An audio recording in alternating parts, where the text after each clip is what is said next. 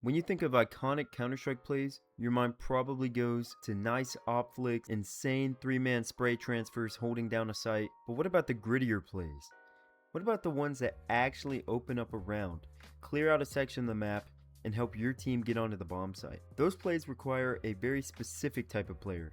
Someone who doesn't care about a stat line. Someone who is perfectly fine looking bad on paper if it means that they can secure the win for their team. This is an entry fragger. Primarily a T-side role, the entry fragger is the tip of the spear that is your team. They are essential for taking map control and winning rounds. To do this job well, a great entry fragger has to be confident in their raw aim and their ability to secure an opening kill. They have to know the ins and outs of every peak, understand the mechanics, know the exact map timings, and most importantly, be able to communicate under pressure. You see, going into the site first isn't just about hunting for a headshot. You also have to find intel. Whether or not you get the kill, your job is to gather as much information possible about the enemy positioning on that site or section of the map so that your team can easily go in and get the trade for you or help you take out the rest of the players. In this video, we're going to dive deep into the mechanics, the mindset, and the strategy behind this role. We're going to explore exactly what separates a top tier entry fragger from a guy who's just running out his bait in a silver lobby. If you're new here, my name's Torque. I've spent thousands of hours as an IGL at the game's highest ranks and coaching players, helping them find their own unique playstyle so they can climb their own ladder and actually enjoy Counter-Strike again. Let's get into it. As a potential entry fragger, the first thing I want you to think about is, am I egotistical? Do I really care that much about how good I do as long as the elo shows that I'm a good player? Is the enemy team calling me a bot gonna piss me off? What if they say I'm getting carried? These are all things you really have to think about, and you have to be okay with hearing as well. You see, as an entry fragger, you almost kind of sign up to go negative, at least while you're starting out. You see, you're going to be the team's punching bag for like half the game. So yes, while it is possible to go positive while playing the entry, the majority of the time you're probably going to have poor stats just because of the nature of the role. You're not always going to be out there tapping heads and getting multi-frags every single time you rush into a section of the map. Another thing that's crucial though, as an entry, you have to be basically the epitome of a team player. If you're not, even the best of the IGLs in the world won't be able to keep the team together, and you guys are gonna lose. This means you have to be able to regulate your emotions and stay calm even if there's a guy on the map that has dumpstered you a million times in a row. You have to keep your attitude good, your mentality sharp, and stay in the game. But enough about your ego. Let's talk about what else you have to do. You see, while playing entry fragger, we've already established that you're going to be going into the site a lot. You're going to be the first one in, and you are going to die. What we haven't spoken about is how you get onto that site. You see, if you're just running out onto the site, not looking anywhere, not checking any corners, and dying, maybe you hand out 1 or 2 crappy callouts, your team will never be successful. Entry fragging is not about rushing in and tapping heads. Well, yeah, some of those are the coolest rounds. If you find yourself playing slower, meticulously checking corners, making sure you aren't exposing too much of your body, keeping your crosshair at head level, and again, just going in slow, you're going to find, well, maybe it's a little bit more boring and maybe you are a little antsy, you're gonna be winning rounds. Now, there is a time and a place to be going in quick, and there's a time and a place to be going in slow. So that's up to you to figure it out with your IGL or your caller to make sure that you're making the best play for not only you, but also your team. An entry is responsible for looking to see if players might be hiding in choke points or tucked away in a corner at the back of the site. So not only are you making sure that every nook and cranny on the way up long is clear, you'd also have to make sure that somebody's not on cat trying to kill you. Somebody's not going to sit in the corner at car. There's not going to be anybody behind the sight boxes that wants to swing. And also that nobody's sitting at goose. Oh, and you have to be giving perfect callouts while making sure none of that's happening. The skills that are going to be most important to you are some of the hardest ones in Counter-Strike to master as well. You have to be able to read your opponent. You have to know where they might be before they've even picked where they want to go. You have to keep your crosshair at the perfect height and stay on top of the calls that you're giving out, which with this new influx of players we've gotten into CS2 can be really difficult because nobody learns the same calls, and it can also change in regions as well. I'm glad we have new players though. I got people to watch my videos, so Shout out new players. Practicing these skills will take time though. You're not just gonna wake up one day and be able to just tap heads thinking that, oh, I'm never gonna have a problem with this ever again. It's one thing to be good with your headshots. It's a whole nother thing to be good with your headshots and not know where they're gonna be. You see, you have maps like Nuke where somebody could be up in heaven, somebody could be down on the site. You could also have a guy outside running at you, or maybe head glitching over in secret. Things like this do not come naturally to players, especially coming from other games. So you have to find a way to practice them. That's where our sponsor comes in. My personal favorite way to practice anything is Refrag. I like to practice my entrying, I like to practice my IGLing by using something like the 2D demo viewer, or maybe I want to go in there and see the round itself without having to download a stinking demo, because that sucks, okay? I can go here, I can click any single round, baby, and I can go in and I can spectate and I can get in the minds of some of the highest level IGLs in the game, all thanks to Refrag. Seriously, Refrag helps me every single time I get into the game. If I'm having a slump, I'm like, oh dude, what's going on? I'm playing like crap. I launch up Refrag. I look, I see, I critique myself, I bully myself a little bit, you know. I don't suggest doing that, but I do. And then I get in the game and I think about it while I'm playing. It helps me be more intentional with my matches. It helps me be more intentional with my rounds. It helps me be more intentional as a caller. I think about it. Anyway, I personally like Refrag, and if you want to use Refrag, you can use code TORQUE, TORQUE, code TORQUE, after you set up your account, and then you can just go to play.refrag.gg/redeem and use my code. If you want to use it, I would greatly appreciate it. It helps me, it helps the channel. If you don't want to use it, I still do seriously recommend using Refrag. I think it's just a great tool. I used it before I got sponsored. I still pay for it now. So I'm a big believer in Refrag and what it can do for players. I've seen it in the people that I've coached. I love it. I love the tool. So if you want it, use code TORQUE. You'll get 3 free days. And if you don't want to use my code, just go ahead and buy it. It's worth it. I promise. Here we have some clips from a friend of mine. He's going to show some of his favorite techniques to use while playing the entry frag. So right here, he's going to use his flash lineup to frag the guy at window to get a quick entry into mid and hopefully take control of it.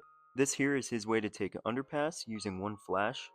This flash is going to blind anyone holding underneath. You'll just line up and throw like so. Once you're in under, he uses this utility set to block players on ladder or short from seeing him, while blinding any mid or connector players using this flash. As you can see, the connector player is blind and short has now been smoked off. For his entry onto the A site, he's going to start with a smoke. This is an instant smoke for this spawn location. If you imagine a triangle here and then you look at this dot kind of in the center, you'll simply just left click jump throw. That smoke's going to land right in between stairs and jungle. As that smoke goes out, you'll see him quickly flashing over ramp and then again from inside of ramp to get onto the site fast. Now he'll be able to take his fights and clear the rest of the site as his team follows in behind him. This is an example that we see often of an entry that does not allow themselves enough time to properly clear an angle. They might just go in and brush past a player, having to try and flick back to them as fast as possible, but a lot of the time that might just be too late. These numbers on the screen are going to represent your player model's momentum. In Counter-Strike 2 on official servers, your maximum speed is going to be 250. While peeking an angle, it's important to make sure you have that max speed of 250. This will allow you to cross the enemy player's screen quickly and make it harder for them to get the frag. And this is what it's going to look like from the enemy's point of view. So I'll load up something like Refrag and I'll go through and I'll make sure that I'm practicing. There's different modes like pre-fire or X-fire that are going to help me kind of see where people might be pushing out from or where they might be holding on the site. It's going to really help me establish that knowledge that I need to get onto the site, check my corners, go in, take people out, win the round, win the game, go up in elo, and have something to brag to my friends about, especially after I carry them, which as an IGL does not happen often, but when it does, you best believe I'm telling them about it for the next week. Another big thing about being an entry frag is adapting while you're playing. Now, I'm going to show 2 pro demos that we're going to look at, and this is going to show kind of how you have to adapt as not only the entry frag, but also how your team has to adapt to the way that you're playing as the entry frag. So here we go, we're going to take a look at these. Now we're going to look at 2 pro plays to see what the entry fragger does and if it makes the round successful or if it actually hurts the round. We're going to look at Brolin from Mouse at the IEM Cologne Major. This is after he transitioned from IGL and was technically off the team. When he came back to the team just for the major due to VRS restrictions and sub restrictions. We're going to watch and kind of see what he does in these 2 rounds. One's going to be on Ancient, one is going to be on Nuke. Yes, Mouse is my favorite team, and yes, I know I'm like the only person that says that, but I just really like Cychrome. So, with that being said, let's see what they got. Alright, so the first round we're going to look at is going to be this round here on Ancient. So we're going to see Brolin and Xerxan are both going out towards the B site. They're going to throw a little bit of utility, but nothing too crazy. And they're going to make their way up towards Cheetah or Jaguar. Brolin's going to take out Kerbini here. We're going to see they're just going to kind of buy time waiting in this room, allowing their teammates to catch back up. With Zelix kind of lurking behind here. Hopefully going to be able to get some people out at mid. Now as we can see, Brolin is still the furthest pushed up, even though he's not into cave. This is something you're going to see entry fraggers do a lot, where they're going to allow the rest of their team and their support players to get to them before they continue out, because being an entry frag, you cannot play selfish. If you were to push out like this and there were a player here waiting and he doesn't get that frag, their team is going to be in a very bad position trying to get onto this site. So we're going to see Xerxan kind of kicks back towards the rest of the team, with these 3 players coming up towards Cheetah, and Symmetry's still going to watch elbow. As we see, Lonks is going to come in here and get Brolin. Now that's going to give a Mag 10 to Foot. At this point, Zelex realizes he has to catch up with the rest of the team because their entry fragger was taken out. This is going to allow the 4 of them to push up ramp. Now keep in mind, while it is 4v4, Mouse does still have the advantage with the firepower and the guns that they have. So now we're seeing Xerxan kind of go from that secondary trade fragger almost into the new entry frag position. But even though we see him out here playing a bit more aggressive than he previously was, we're still not seeing anybody pushing up to short or long, going out there trying to take the duel. Despite their firepower over the enemy team, they're not looking for any chance that could take the round and put it in the favor of Foot. So as you can see, a lot of stuff is going to happen here. We're going to see that Xerxan actually gets taken out. I would argue to say due to the nature of the entry frag role he picked up. Finks gets the trade. Then we're also going to see that Torzy gets taken out, but not before he can get a frag as well.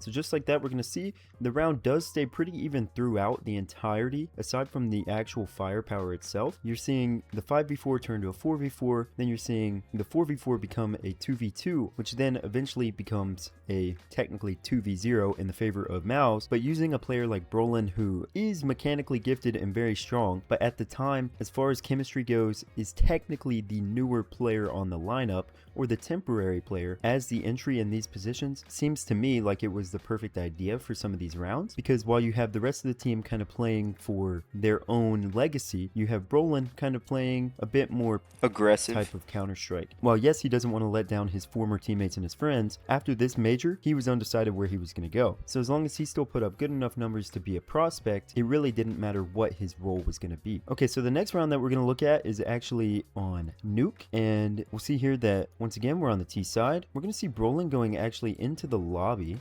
Again, kind of spearheading it, making sure everybody else is following behind, but not too close, as lobby is kind of a tricky place to entry sometimes. And then we're going to see Zelex later in the round kind of again almost lurking, but for now he's also kind of playing this entry position just in the outside area.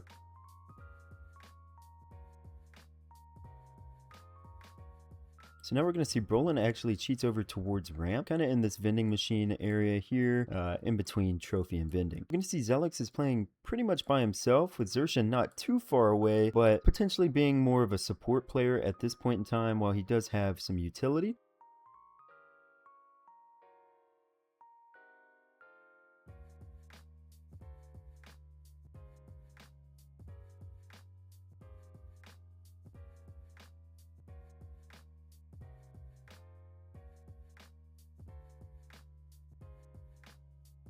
So like we kind of suspected, Xerxan's going to throw that utility. Zelex is going to be now in more of this lurking kind of play, where Secret is going to actually be smoked off for him, making it kind of easy to get that way and wrap around even through the ramp, potentially flanking or just helping the team out. It seems like they are kind of wanting to commit to B, so what really he's going to be able to do is get onto the site and kind of bypass these players over here.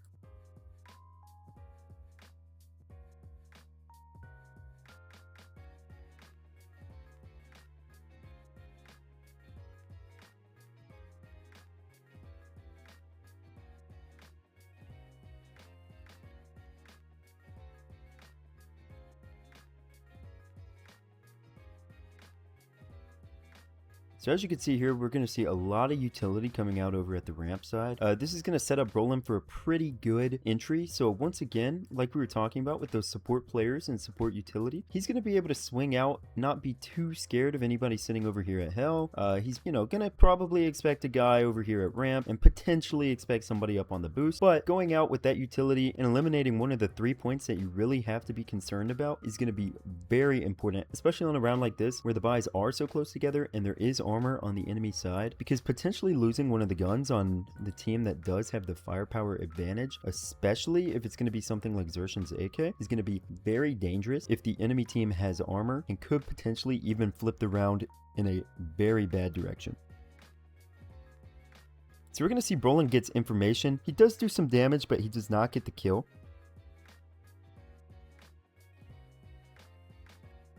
And because that entry doesn't necessarily establish a presence for the T's on ramp, they're actually going to back out. Now, Brolin is going to have the information of these players and kind of how many may have been over here and a general idea, at least, of what's going on. So it wasn't necessarily a failure, although as far as taking space on the map, it was not successful. So we're going to see the team starts to back out. They're going to go back over this way to lobby. And that's going to give us an example of the team reacting off of your entry play. Alright, and the last big point to this video, in my personal opinion, is that entry fraggers do not play alone. Now, while yes, sometimes there's a round where you might go in alone, or you might be on the other side of the site alone, which is kind of more lurking, but you know, you're not going to play alone most of the time. I would say 75 to even 85% of rounds, you're going to have at least a secondary fragger there with you to try to trade you out in case you die, or you're going to have a support player to help flash you in, throw some support smokes or molotovs that are going to get you into the site, make sure that choke points and angles are clear, and allow you to take control of that section of the map and let your team get in and at least get the bomb down for that money. Anyway, with all of that, I hope that you are now ready to be the best entry fragger on your team. I can't necessarily guarantee that you're going to be the best entry in the world. I'd like to think you could be. I believe in you, especially if you watch this video all the way through. I really believe in you, but I can't guarantee it. So I hope you do good. I hope you enjoyed the video as well. And yeah, I mean, if you guys want to see more content like this, I finished a really big project that I was working on, and it kind of kept this video from getting out. But my next videos are going to be on other positions in Counter-Strike. I already have one about how to play IGL, so if you're thinking about that, or maybe you have crappy IGL, send that video his way or watch it yourself. You know, you can give him some points, you can give him some tips and whatever. And as an IGL myself, I know he probably won't listen to you, or she, but you know, you could always tell him. You know, IGLs aren't always the most stubborn. I've gotten less stubborn as I've gotten older, you know, so who knows, maybe he'll listen, maybe she'll listen, you know, maybe you guys will finally hit face it level, let's say 8, 9, 10 challenger even. Let's see it, baby. I love making videos like this. I love this game so much, and I love introducing new players to it. If you are a new player, you know, let me know in the comments. I think it's really cool how many people we have been getting into the game. I think it's amazing. As somebody who has played this game for a long time and different iterations of the game as well, I really like to see people that are finding a passion for it even now, even as recent as the past few months. You know, it's just really cool to see. With that being said, I really hope you did enjoy the video. I'm so appreciative of you for watching it. As always, it's been Torque, and I'll see you in matchmaking. The next video in this how to play series is probably going to be about the op. So me personally, I love the op, even in CS2. So maybe I'll be a little biased, but you guys should definitely check it out if you want. I'm not sure when it'll go out. I'm gonna work on it after this one. So I don't know, maybe like a week after or something. And if you're watching this after the week after, and it's up, then I mean, you don't even have to worry about it. You can just go watch it right now. So lucky you. That's pretty cool. Anyway,